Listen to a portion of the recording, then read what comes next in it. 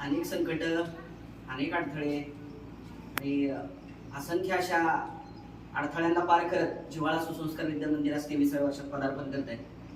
हे संस्थेच्या पदाधिकाऱ्यांच्या मेहनतीचं तन मन धनाने याच्यामध्ये झोकून देऊन जे काम त्यांनी केलं, त्यात माझ्या कुटुंबियाचा, माझ्या आई वडिलांचा, माझ्या मोठ्या भावाचा सगळ्यात मोठा आणि मुलाचा जसा वाटा आहे, तसाच आपल्या विद्यालयाच्या सन्माननीय मुख्याध्यापिका माझी धर्मपत्नी सौ सारिका गोटेवायचळ यांचा देखील तितकाच खंबीरपणे साथ देत मुलाचा वाटा आहे.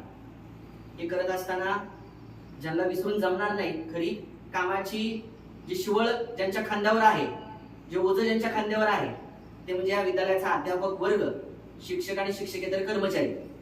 हे जितके निष्ठावान असतात, एकनिष्ठ असतात, संस्थेवर आतोनात प्रेम करणारे असतात, संस्थेच्या ध्येय धोरणांना एकनिष्ठ राहून चिंतनामध्ये, मनामध्ये त्यांच्या संस्थेच्या विकासाच्या बद्दल, संस्थेच्या हिताबद्दल चालणारा विचार हा अनमोल असा आहे. त्याचं मोजदाद करता येत नाही त्या विचारांची, त्या स्वभावाची.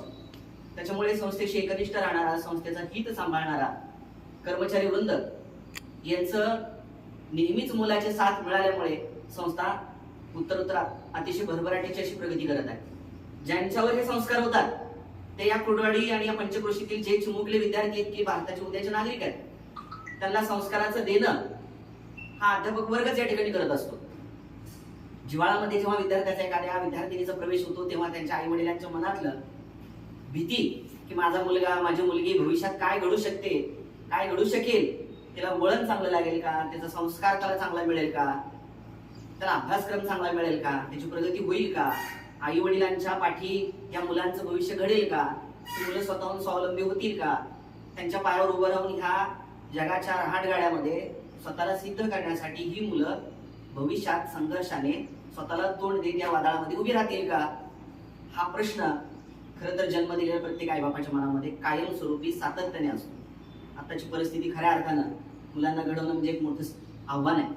आज ग्रामीण भागात असू द्या किंवा शहरी भागात असू द्या, मुलं लहानाची मोठी करत असताना आई वडिलांच्या काळजावर भीतीचा एक दगड असतो.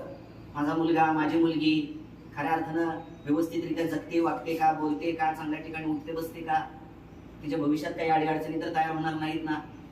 या सगळ्या गोष्टींची भीती मनात ठेवत ठेवत माणूस, पालक हा जगत असतो रोजचं. परंतु खऱ्या अर्थाने जिव्हाळ्यामध्ये एखादा मुलगा किंवा एखादी मुलगी प्रवेश जेव्हा घेते, तेव्हा निश्चित पालकांचं जे मन निर्धास्त असतं, त्याचं खरं श्रेय इथल्या शिक्षक वर्गाला आहे, इथल्या व्यवस्थापनाला आहे, माननीय मुख्याध्यापक आणि त्यांच्या हाताखाली काम करणाऱ्या सर्व सेवकांना आहे.